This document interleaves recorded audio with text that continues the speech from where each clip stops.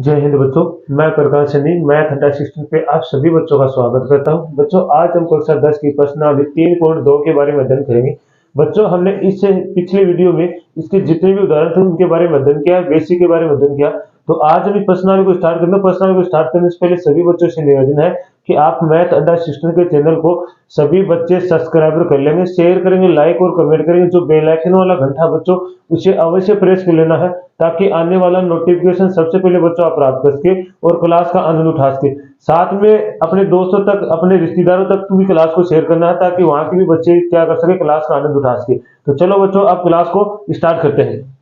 तो देखिए कल हमने बेसिक पढ़ लिया था कि प्रतिस्थापन विधि क्या होती है, उसके बारे में आपने क्वेश्चन भी करवा दिए थे। मैंने आपको तीन चार उदाहरण थे वो हमने कर लिए थे ताकि आपको अच्छे से समझ में आ भी गए होंगे। तो चलो बच्चों आप देखिए, अगर नहीं भी समझ आए तो कोई दिक्कत नहीं है, आज हम फिर से सीख लेंगे तो आपको कोई दिक्कत नहीं रहेगी। ठीक है, क्या लिखा, निम्न रेखिक समीकरण युग्म को प्रतिस्थापन विधि से हल कीजिए। आपको एक रेखिक समीकरण दिया गया है, इसको किस विधि से हल करना, प्रतिस्थापन विधि से हल करना। तो देखिए प्रतिस्थापन विधि, सबसे पहले क्या करना है, इन समीकरणों को चेक करेंगे कि ये संगत है असंगत है।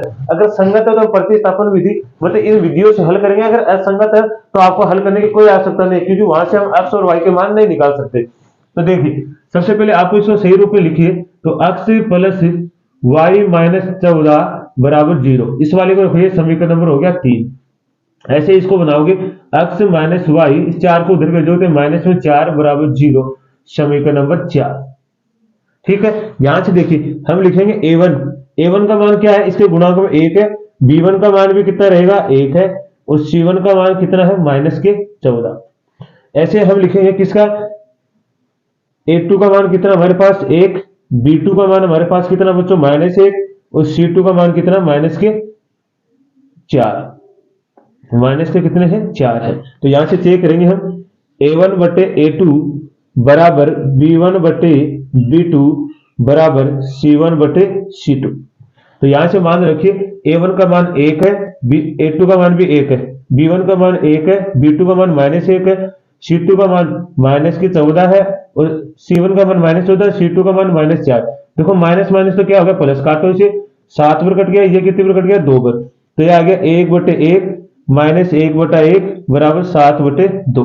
अब देखो यहां से हमारे पास a1 बटे a2, b1 बटे b2 एक दूसरे के क्या नहीं है, इक्वल नहीं है। मतलब ये a1 क्या बोला मैंने, a1 बटे a2 बराबर b1 बटे b2 को क्या नहीं है, इक्वल नहीं है। तो ये क्या है, संगत है। ये रेखिक समीकरण कैसे है, संगत है। अब संगत है तो हम क्या कर सकते हैं, प्रतिस्थापन विधि से आसानी से हल कर सकते हैं। अब धीरे धीरे हम प्रतिस्थापन विधि को पढ़ेंगे। आपको नहीं भी समझ में आए पिछले वीडियो में, तो अब इस वीडियो में आपको अच्छे से समझ में आ जाएगा। तब तक आप यहां तक इसको छोड़ लीजिए, फिर इसको हल करते हैं। ठीक है, तो मैं इसको मिटा देता हूं। अब जो मैंने, क्योंकि आप विधि करेंगे तो उसमें दिक्कत आएगी, थोड़ा जगह चाहिए ज्यादा, तो इसको मैं मिटा देता हूं। अब चलो हल करते हैं। तो यहां से हम किससे करेंगे, समीकरण 3 से। समीकरण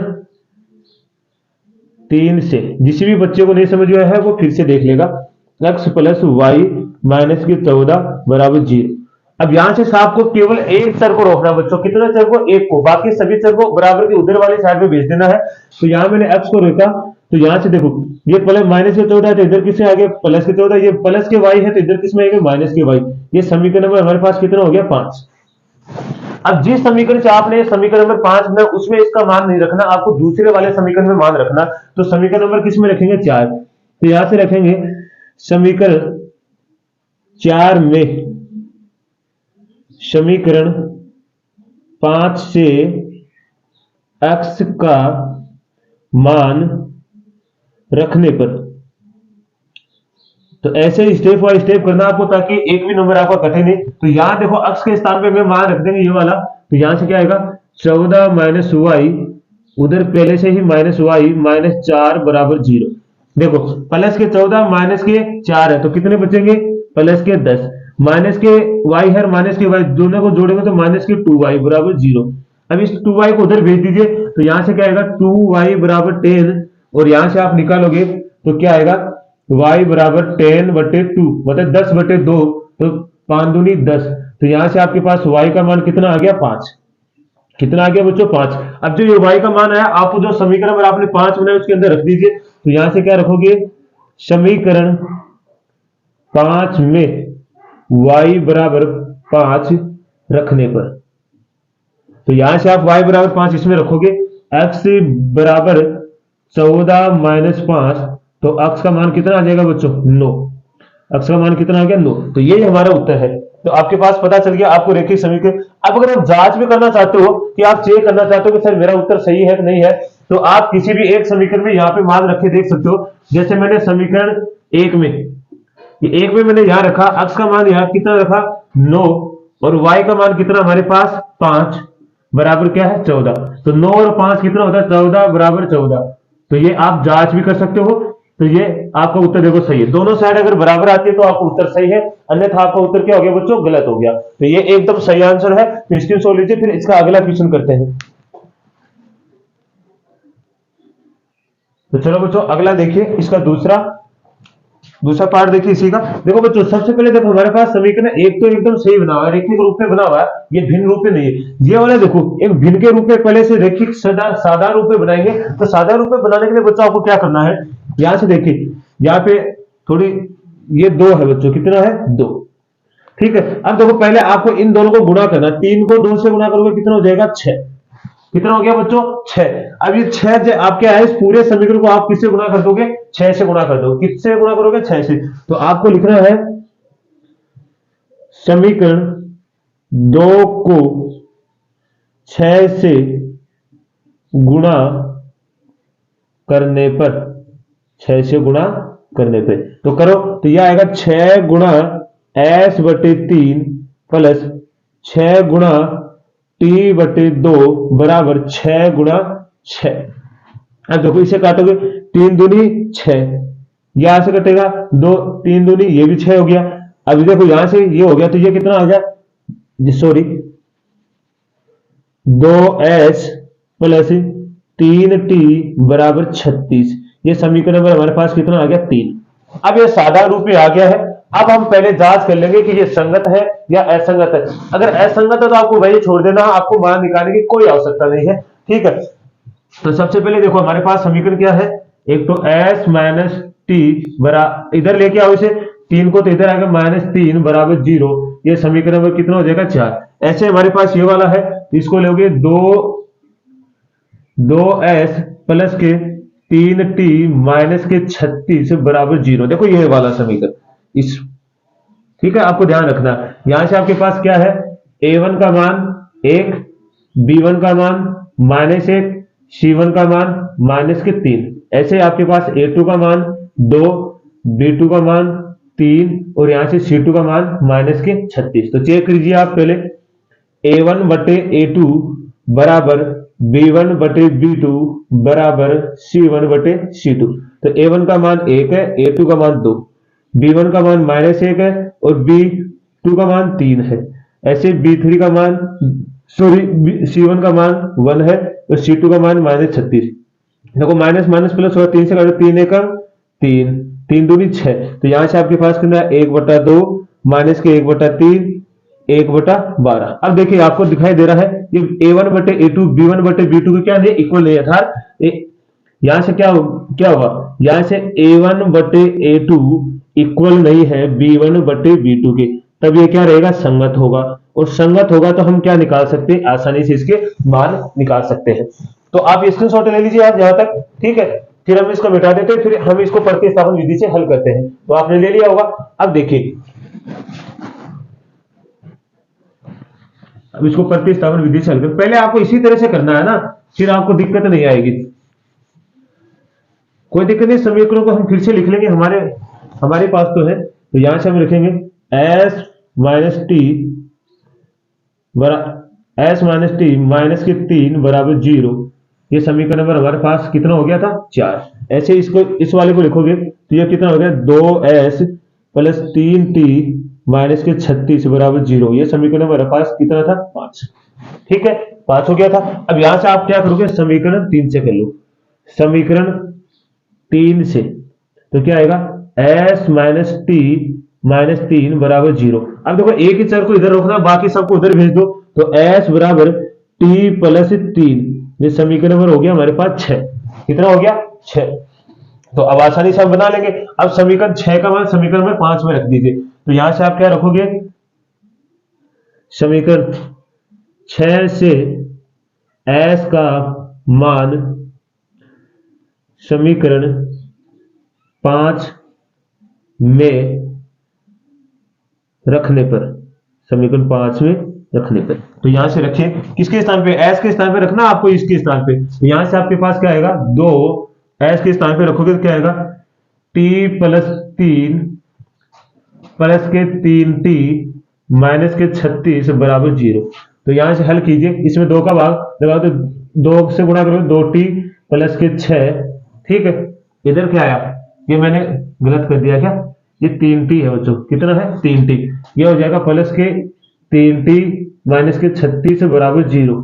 तो देखो 2t प्लस के 5, 3t भी प्लस के हैं तो कितना हो जाएगा 5t, ये प्लस के 6 है, ये माइनस के 36 है, तो माइनस के बचेंगे 30 बराबर 0। इस माइनस को 30 को उधर भेज दो तो ये 5t बराबर हो जाएगा 30, और यहां से t बराबर कितना हो जाएगा 30/5, तो ये होगा 6 पंजो 30। तो t का मान आपके पास कितना आ गया, सॉरी 6, कितना आ गया 6, तो t का मान कितना आ गया 6। अभी t का मान 6 किस में रख दोगे, समीकरण नंबर 6 में। तो यहां से आप रखोगे समीकरण 6 में t बराबर 6 रखने पर,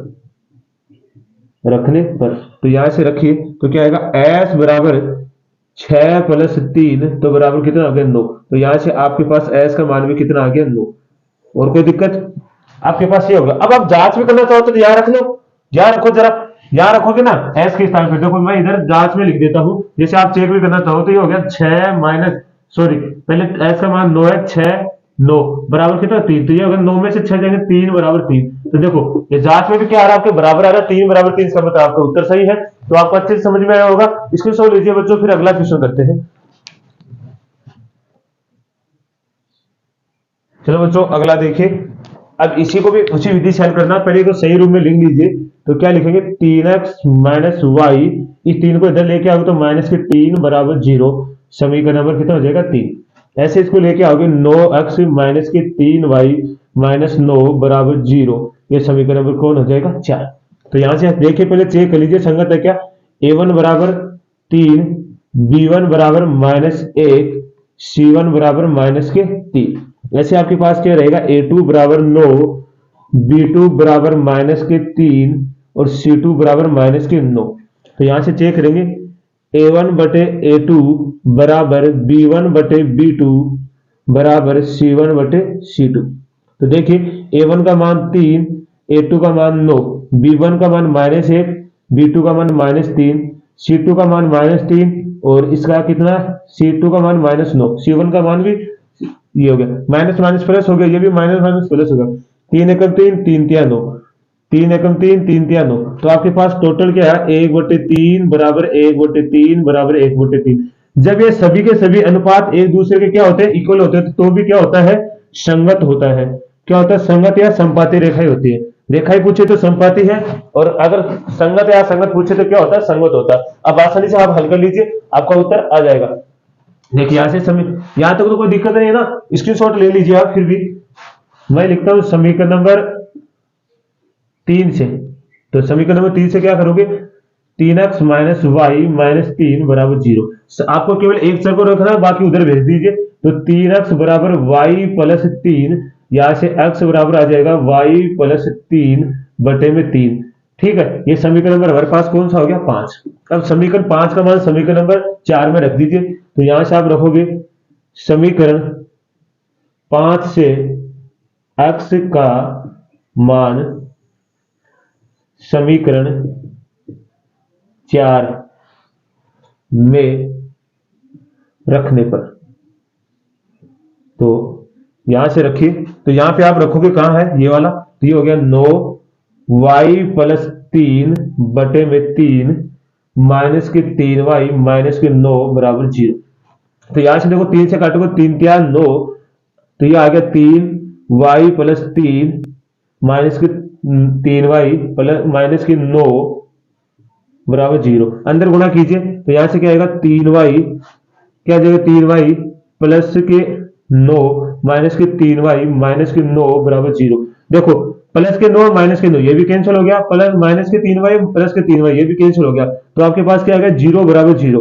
जब भी रेखाएं क्या होगी, समपाती रेखाएं होगी बच्चों, क्या होगी, समपाती रेखाएं और संगत होगी, तो कौन सी कंडीशन आएगी, वो दोनों साइड क्या हो जाएंगे, बराबर हो जाएंगे, दोनों साइड एक दूसरे के क्या हो जाएंगे, इक्वल हो जाएंगी। तो वहां पे आपको उत्तर निकाल के छोड़ देना। अब आगे आपके क्या उत्तर तो आएंगे नहीं, क्योंकि यहाँ पे देखो आपका जो चर है वही जीरो हो गया, इसका मतलब आप मान नहीं निकाल सकते। इसका मतलब एक रेखा ऐसी भी होती है जहां पे एक्स और वाई के मान क्या हो जाते हैं, समाप्त हो जाते हैं, मतलब जीरो हो जाते हैं।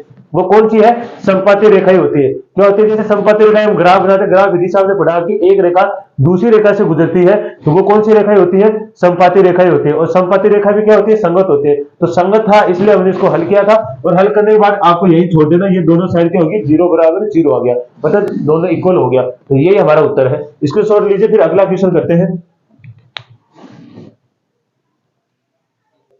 चलो बच्चों अगला क्वेश्चन देखिए। अब देखिए इसका ये चौथा पार्ट है। पहले देखो बच्चों, जब भी ऐसी संख्या लिखी होती है इसमें दशमलव के रूप में, इसके पॉइंट या दशमलव के रूप में लिखी होती है, उसका कैसे करते हैं, देखिए समझिए आप। जैसे ये वाला लिखा है 1.3, देखो कितनी संख्या के बाद पॉइंट लगा, यहाँ पे एक संख्या के बाद में लगा, एक संख्या के बाद पॉइंट लगा, तो पॉइंट को उठाएंगे तो नीचे कितना आता है, 10 आता है बच्चों। कितना आता है, जैसे मैंने इसका पॉइंट उठाया तो नीचे कितना आ गया, 10। अब जब ये 10 आया ना, इन सभी के देखो एक एक संख्या के बाद एक पॉइंट है, देखो इसके भी एक, इसके भी एक, इसके भी एक, सभी के। तो हम समीकरण 1 और 2 को क्या करेंगे, पूरे को 10 से गुणा कर देंगे। 10 से गुणा करते यहां से क्या हो जाएगा, पॉइंट हट जाएगा। तो पॉइंट क्या हट जाएगा, तो आपको क्या करना है, सीधा ही समीकरण 1 व 2 को, समीकरण 1 और 2 को 10 से गुणा करने पर, अब मैंने आपको 10 से गुणा किया, देखो जैसे बच्चों इसको 10 से गुणा करोगे यहाँ पे, तो 10 से 10 कट जाएगा, आपका कितना बचेगा, केवल 13 बचेगा। इस तरह मैंने ये बताया कि इस तरह आप करोगे तो कोई दिक्कत नहीं आएगी। तो अब देखो इसको 10 से गुणा करोगे तो यहाँ से पॉइंट हट जाएगा, कितना बचेगा, 2x, यहाँ क्या बचेगा, 3y, उधर बचेगा 13, ये समीकरण नंबर हो जाएगा 3। ऐसे इसका करोगे तो ये कितना हो जाएगा, 4x प्लस के 5y बराबर 23, ये समीकरण नंबर कितना हो जाएगा, 4। कितना हो जाएगा, 4। तो देखो अब यहां से आप अगर चेक करना चाहोगे संगत है असंगत है तो चेक कीजिए। तो यहां से आप लिखोगे 2x प्लस के 3y माइनस के 13 बराबर 0, ये समीकरण नंबर हो जाएगा 5। ऐसे इसको करेंगे 4x प्लस के 5y माइनस के 23 बराबर 0, ये समीकरण नंबर हो गया 6। तो यहां से चेक कर लीजिए, देखो a1 का मान कितना है 2, b1 का मान कितना है 3, c1 का मान कितना है माइनस के 13, a2 का मान कितना है 4, b2 का मान कितना है 5, c2 का मान कितना है -3। अब बच्चों हमें ऐसा क्यों जांच करें, अगर असंगत आ जाता ना तो आपको उत्तर निकालने की आवश्यकता नहीं, आपको वही छोड़ देना, लिख देना कि असंगत है, तो हम मान नहीं निकाल सकते। तो इसलिए मैंने आपको पहले मैं बता रहा हूं, ताकि यहां से देखिए क्या लिखोगे, a1 बटे a2 बराबर b1 बटे b2 बराबर c1 बटे c2। यहां से आपके पास a1 का मान कितना है 2, a2 का मान है 4, b1 का मान 3, b2 का मान 5। ऐसे आपके पास c1 का मान माइनस के 13, c2 का मान माइनस के 23। तो माइनस माइनस क्या हो गया प्लस, ये कटेगा 2 एकम 2, 2 दूनी 4, तो हो गया 1 बटे 2 बराबर 3 बटे 5 बराबर 13 बटे 23। तो देखो a1 बटे a2 b1 बटे b2 के क्या नहीं है, इक्वल नहीं है, इसका मतलब ये क्या है, संगत है। क्या है बच्चों, संगत है। और संगत हम तो क्या निकाल सकते हैं, यहाँ पे x और y के मान निकाल सकते हैं। इसके सॉल्व ले लीजिए, फिर आगे हम हल करते हैं इसे। तो ले लिया होगा आपने, तो मैं मिटा दूं, चलो तो फिर अब यहां से हम x और y के मान निकाल लेते हैं। तो चलो फिर यहां से हम समीकरण नंबर किससे करते हैं, 5 से। तो मैं लिखता हूं समीकरण 5 से, तो आप लिखोगे समीकरण को 2x प्लस के 3y माइनस के 13 बराबर 0, सारे को उधर भेज दो। तो यहां क्या 2x बराबर 13 माइनस के 3y, और यहां से क्या आएगा x बराबर 13 माइनस 3y बटे में 2, ये समीकरण नंबर आपका कितना हो जाएगा, 7। अब समीकरण 7 का मान समीकरण नंबर किस में रख देंगे, 6 में। तो यहां से देखिए समीकरण 7 से x का मान समीकरण 6 में रखने पर, समीकरण नंबर 6 में रखने पे, तो यहां रखिए x के स्थान पे, तो रखोगे 4 गुणा अंदर क्या आएगा 13 माइनस 2y बटे में 2, इधर कितना बचेगा प्लस के 5y माइनस के 23 बराबर 0। देखो यहां से काटोगे 2 दूनी 4, तो यहां से आपके पास आ गया 2 13 माइनस के 2y प्लस के 5y माइनस के 23 बराबर 0। अंदर गुणा किया, 2 को 13 से करोगे 13 दूनी 26, 2 को 2 से गुणा करोगे 2 दूनी 4y प्लस के 5y माइनस के 23 बराबर 0। ठीक है, यहां से देखिए, यहाँ पे 26 तो प्लस के हैं, माइनस के 23 है तो कितने बचेंगे, प्लस के 3, माइनस के 4y है प्लस के 5y है तो कितना बचेगा, y बराबर 0। इस 3 को उधर भेज दो तो y बराबर कितना आ जाएगा, माइनस के 3। कितना आ गया, माइनस का 3। अब ये माइनस का 3 आप किस समीकरण में रख दोगे, जो आपने बनाया है, किस वाले समीकरण में, ये वाले में, समीकरण 7 में। तो लिखोगे समीकरण 7 में y बराबर -3 रखने पर। ठीक है, तो यहां पे रखिए -3 रखोगे तो देखो यहां से मैं इधर रख देता हूं इस साइड में, तो यहां होगा अक्ष बराबर 13 - 3 गुणा -3 बटे में 2, तो यह हो जाएगा 13। ठीक है, 13 हो गया, और ये क्या, 3 3 9, कितना हो गया, 9 बटे में 2। 13 और 9 कितने होते हैं बच्चों, 9, ये कितना हो गया, 10, 22, और 22 में 2 का भाग तो कितना आ जाएगा, 11। तो आपके पास अक्ष का मान कितना आ गया, 11।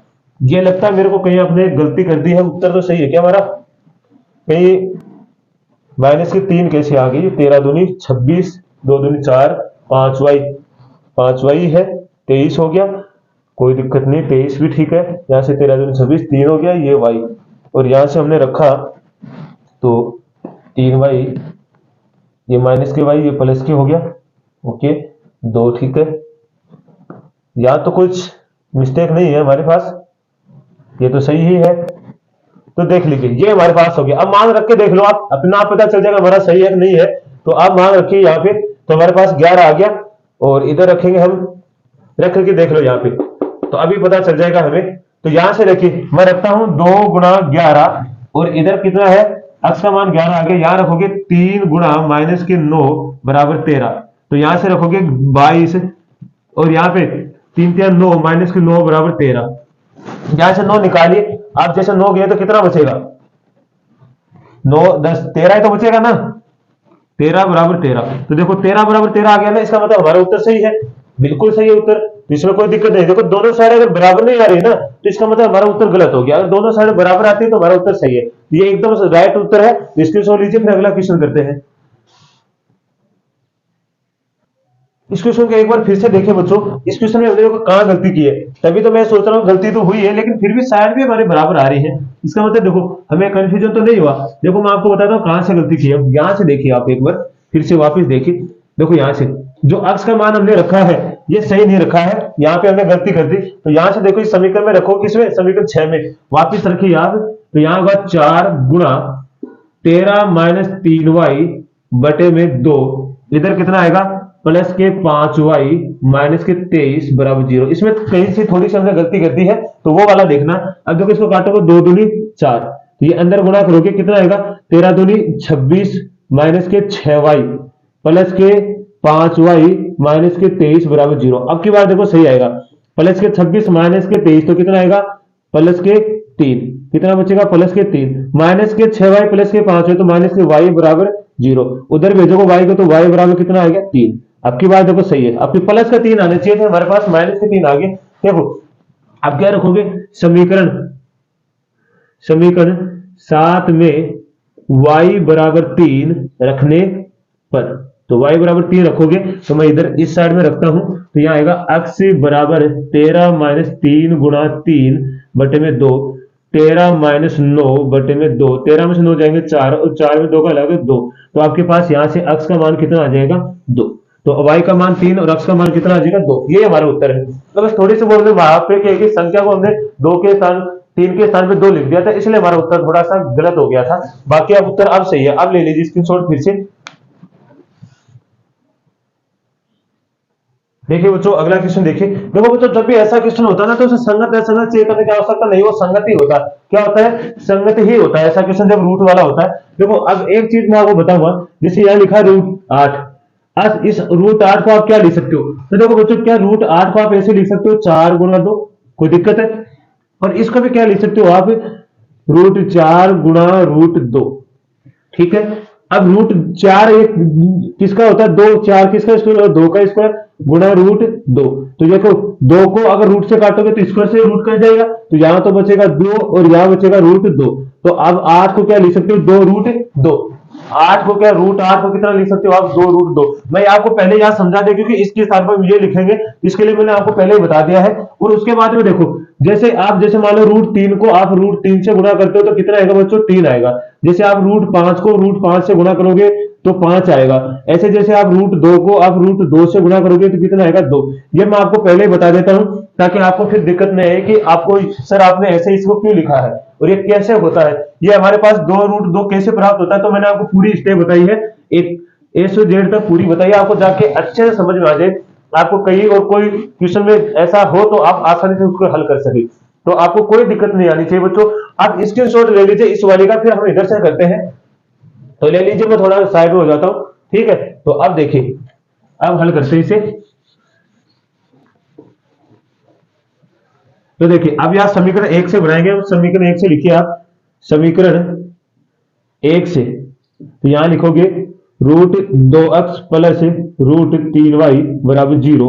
एक चर को उधर भेज दीजिए, तो यहां आ गया 2 रूट 2x बराबर माइनस के रूट 3y। इधर भेजोगे तो x बराबर क्या हो गया, माइनस के रूट 3y बटे रूट 2y। ये समीकरण नंबर कौन हो गया, 3। अब समीकरण नंबर 3 को समीकरण नंबर किस में रख देंगे, 2 में। तो यहां से रखिए समीकरण 3 से x का मान समीकरण 2 में रखने पर, तो समीकरण 2 में रखेंगे तो यहां से हम क्या रखेंगे, x के स्थान पे रखेंगे तो यह होगा रूट 3 गुणा माइनस के रूट 3 बटे रूट 2 y। अब इस 8 को आप क्या लिखो, एक बार 8 को ऐसे लिखा दो, y बराबर 0। अब देखिए बच्चों, अब ऊपर वाले देखो रूट 3 को इसके नीचे एक लगा देता हूं मैं, रूट 3 को रूट 3 से गुणा करोगे तो कितना आएगा, 3। और 2 को 2 से रूट 2 को 1 से गुणा करोगे कितना आएगा, 2। अब ये किसका आएगा, माइनस का। देखो ये तो माइनस का है, ये प्लस का है, तो प्लस को ऐसे में देखो एक स्टेप और बढ़ा देता हूं ताकि आपको और समझ में आ जाए। एक स्टेप फिर बढ़ा देता हूं मैं, इसको लिखोगे रूट 3 गुणा माइनस के रूट 3 बटे में 1 गुणा रूट 2 y। अब इस 8 को आप क्या लिख सकते हो, 2 रूट 2 y बराबर 0, जो मैंने अभी आपको बताया ना इस तरह। तो ये y है, ये वाला y। अब देखो रूट 3 को रूट 3 से गुणा करोगे तो कितना आएगा बच्चों, 3, वो भी किसका, माइनस का। और रूट 2 को 1 से गुणा करोगे 2 y, इधर आएगा 2 रूट 2 y बराबर 0। देखो बच्चों, जब भी बटे में कोई संख्या लिखी होती है तो उस समीकरण को उस बटे वाली संख्या से पूरी से गुणा कर दो।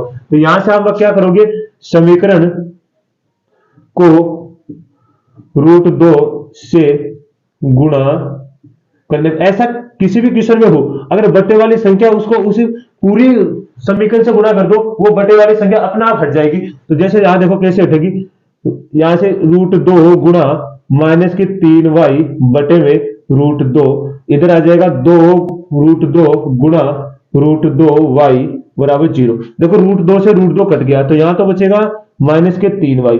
यहां देखो रूट 2 को रूट 2 से गुणा करोगे तो कितना आएगा, 2, और पहले से 2 है y बराबर 0। तो यहां से क्या आएगा, देखो माइनस के 3y, तो 2 को 2 से गुणा करोगे 4y बराबर 0।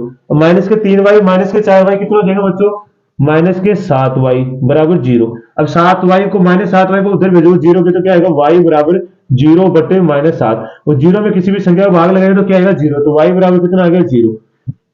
कितना आ गया, 0। अब देखो y का मान आप किस में रख दोगे, समीकरण नंबर हमारे को क्या बनाया हमने, 3 में। तो यहां से समीकरण नंबर 3 में रख दो। तो यहां तक यहां मैं कहा रखू इसे, तो यहां मैं इधर रख देता हूं। इस वाले को मैं मिटा दूंगा इधर से, एक बार स्क्रीनशॉट ले लीजिए आप। इस वाले को मैं मिटा देता हूं यहां पे, और मैं यहां लिख देता हूं इस वाली स्टेप को।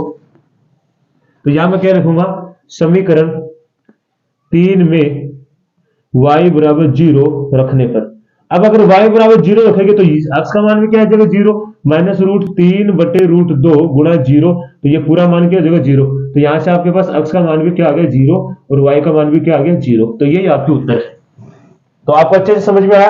रूट वाला क्वेश्चन होता है ना, इस तरह ही करना आपको, बिल्कुल भी आपकी कहीं गलती नहीं होगी। स्क्रीनशॉट लीजिए, फिर इसका इस पहले क्वेश्चन का अंतिम पार्ट है वो कर लेते हैं हम। तो अब अगला क्वेश्चन देखिए। तो अब देखिए बच्चों इस क्वेश्चन को हम कैसे हल करेंगे। इस क्वेश्चन को हल करने के लिए क्या करेंगे, देखो पहले इन दोनों को गुणा करें, 3 दूनी 6, इसका भी कितना है 3 दूनी 6, तो समीकरण 1 और 2 को हम क्या कर देंगे 6 से गुणा कर देंगे। तो आपको क्या करना है, समीकरण 1 व 2 को 6 से गुणा करने पर, तो 6 से गुणा करो तो यहां से कितना आ जाएगा बच्चों हमारे पास, 6 से गुणा करोगे ना इसको तो देखो ये तो हो जाएगा 6 से, तो जब भी 6 से आप गुणा करो तो इस वाली संख्या को देखो, जब भी दोनों को गुणा करके लिख रहे हो तो आप इस वाली को इससे गुणा कर दो और इस वाली को इससे गुणा कर दो, तो ये तो कितना हो जाएगा 9x, इस वाले को इससे गुणा करोगे हो जाएगा 10y, और जो नीचे का 6 है दोनों वो डायरेक्ट इससे गुणा कर देते हो जाएगा -12, समीकरण नंबर 4। ऐसे ही इसको इस वाले को इससे गुणा करो तो 2x, इस वाले को इससे करोगे 3y, और डायरेक्ट इसको 6 से गुणा कर दो, ये हमारे पास 6 है, कितना 6, जैसे आप इसको 6 से गुणा करोगे 6 से 6 कर जाएगा कितना बचेगा 13, ये समीकरण नंबर हमारे पास कितना हो जाएगा, ये 3 है और ये 4 हो जाएगा। ठीक है, अब आसानी से हम यहां से क्या कर सकते हैं, प्रतिस्थापन विधि से हल कर सकते हैं। तो यहां से आप लिखोगे समीकरण 3 से, तो यहां से आप लिखोगे 9x माइनस के 10y बराबर -12, इस 10y को उधर भेजो तो ये होगा 9x बराबर -12 प्लस के 10y, और यहां से x का मान निकालो, x बराबर -12 प्लस के 10y बटे में 9, ये समीकरण नंबर हो गया 5। अब समीकरण नंबर 5 का मान समीकरण नंबर किसमें रख देंगे 4 में, तो रखिए समीकरण 5 से x का मान समीकरण 4 में रखने पर, समीकरण 4 में रखोगे तो यहां से देखिए ये रहा हमारे पास समीकरण 4, तो यहां से रखोगे 2 गुणा क्या है -12 प्लस के 10y बटे में 9, इधर कितना बचेगा, फिर यहां 9 रख दिया आपने, प्लस के 3y बराबर 13। इस पूरे समीकरण को देखो बटे में 9 है, तो इस पूरे समीकरण को 9 से गुणा कर दो तो क्या लिखोगे, समीकरण को 9 से गुणा करने पर, इसका भी देखो एक ट्रिक है बच्चों, ये एक ट्रिक ही है, जहां भी 9 है वहां से तो हटा दीजिए, और जहां 9 नहीं है वहां 9 से गुणा, देखो यहां भी 9 नहीं है, यहां भी 9 नहीं है, यहां गुणा कर दो तो इसको अंदर गुणा करोगे तो हो जाएगा 24, इसको 2 से गुणा करोगे ये हो गया 20y। अब देखो मैंने इस 9 को यहां से हटाया तो ये इसके पास चला जाएगा, इसको करोगे तो ये हो जाएगा 27y, और इसको 9 से करोगे 13 संति कितना होता है, 13 9 में 117, कितना होता है 13 9 में 117 हो गया। अब देखो माइनस के 24 को उधर भेजना, 20y और 27y कितने हो जाएंगे 47y, और इस 24 को उधर भेजो 117 प्लस के कितने हो जाएंगे 24, तो यहां से आपके पास आएगा 47y बराबर 141, तो यहां से आपके पास आएगा y बराबर 141 बटे 47, तो 47 ये कितना होता है 141 होता है, कितना होता है बच्चों 141, तो यहां से आ गया y का मान कितना आ गया आपके पास 3, अब y का मान 3 किस में रख दोगे समीकरण नंबर 5 में, तो यहां से रखो समीकरण 5 में y बराबर 3 रखने पर, तो y बराबर 3 रखोगे तो यहां से देखो y बराबर 3 रखोगे तो क्या आएगा x बराबर -12 प्लस के 10 गुणा 3 बटे में 9। अब आप जानते हो कि बच्चों 10 को 3 से गुणा करो कितना होगा 30 -12 प्लस के 30 बटे में 9, तो 12 30 में से कितने जाएंगे 12 जाएंगे तो बचेंगे 18 बटे 9, ये होगा 9 दूनी 18, तो यहां से आपके पास x का मान कितना आ गया 2 और y का मान कितना आ गया 3, यही आपके उत्तर है। तो आपको अच्छे से समझ में आए होंगे। तो बच्चों आज के लिए हम इतना ही करेंगे क्योंकि क्लास बहुत लंबी हो गई है, तो आप सभी को ये क्वेश्चन अच्छे से समझ में आए होंगे। फिर भी अगर आपको कोई दिक्कत होता कमेंट के माध्यम से हमसे बता देता। तो सभी को मैथ अड्डा सिस्टम की तरफ से धन्यवाद। जय हिंद बच्चों।